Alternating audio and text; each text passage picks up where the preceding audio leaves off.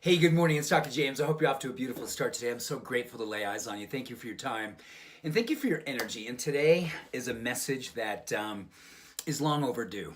You know, many people over this last couple of months, in fact, this last couple of years, literally almost on a daily basis, have been asking me about my feelings about our present leadership here in the United States. And I don't use this as an opportunity to talk about whether it's left or right, Republican, conservative, liberal. That's not what this is about for me. Indirectly, it is about this for me. All those things to me are opportunities to galvanize one thing: common humanity. Now, this may push a lot of buttons and say, well, you know what? So-and-so over there is doing this and so-and-so over there is doing that. But ultimately, what's presently happening isn't working.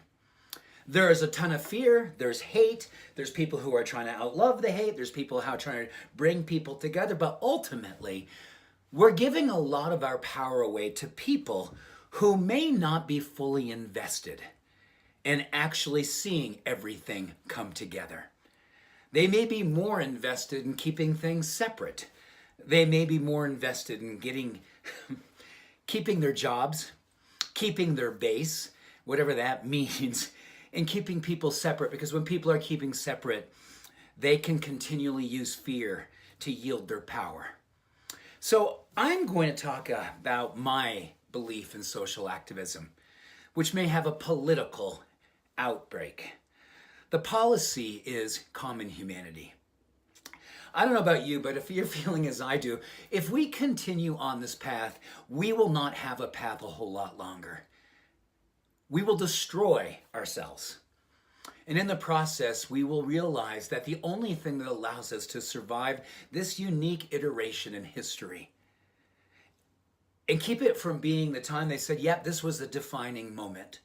This is when a group of people across this planet, and particularly in this country, I'm just talking about what's here and right now, for the folks who are here in my country, and even though I know there are things going on all over the world, but we in this country can actually be a messenger.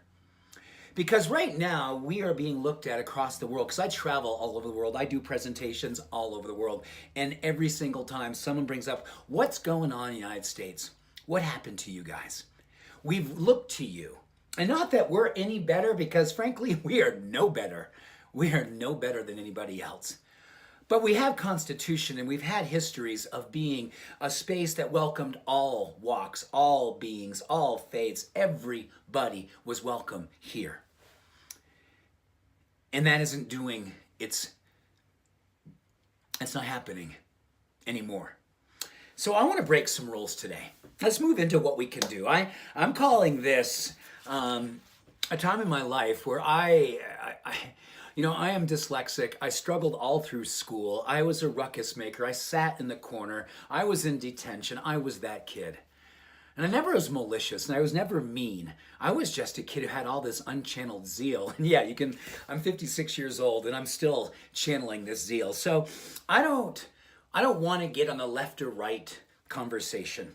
I want to get in a conversation about you and I being a force for positivity, being a force for love, being a force for common humanity, and having our policy and our politic be one of bringing everyone back together, because I do believe love will win. When you and I courageously do these 6 things as a foundation of how we're going to break some rules that all of us grew up with. Wherever we went to school, these were rules. Number 1, remember, keep quiet.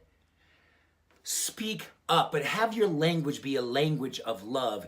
In the Sanskrit language, there's something called samavijnana, which basically means every word I use brings people together and lifts everybody up. Samavijnana. Every word I use brings people together and lifts people up. What if you were to speak up like that?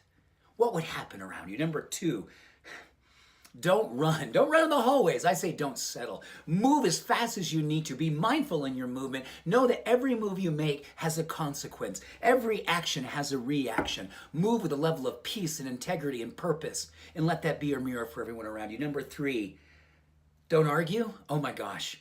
Don't conform. If you're looking around you and you're saying, man, I don't want to be a part of complacency. I don't want to be a part of groupthink. Whether I'm left or right, Democrat, Republican, conservative, liberal, I am not going to conform to what's happening around me. I'm going to rise above it and have something come through me. An invitation to have dialogue and to begin bringing us together. Number 4, sit still. No way. Don't sit still. Don't wait.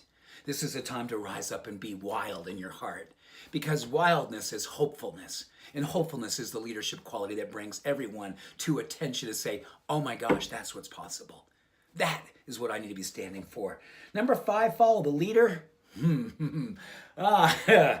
Don't get me started. You're the leader. Follow your heart. Your heart knows the truth. And if you have been standing in spaces where you go, this doesn't feel good anymore, then absolutely get back into your heart, because your heart is a leader. And that's a quality that neurochemically and physiologically changes other beings. Follow the rules, challenge them. Left, right, conservative, liberal, Republican, Democrat, love, hate, all of these things, light, dark, challenge them. Challenge them and be the change you wish to see in the world. Let this politic be the politic that changes the world. I'm not suggesting this is easy. This is going to be potentially the hardest thing we ever do. And it's the most important thing we will ever do. Let your life be activism. Unleash it now. Be a force for possibility. Be a force for purpose. Be a force for passion. Let your life be a demonstration of what we need to be. Common humanity. Coming together, healing, loving, rising as one. I love you. Thank you.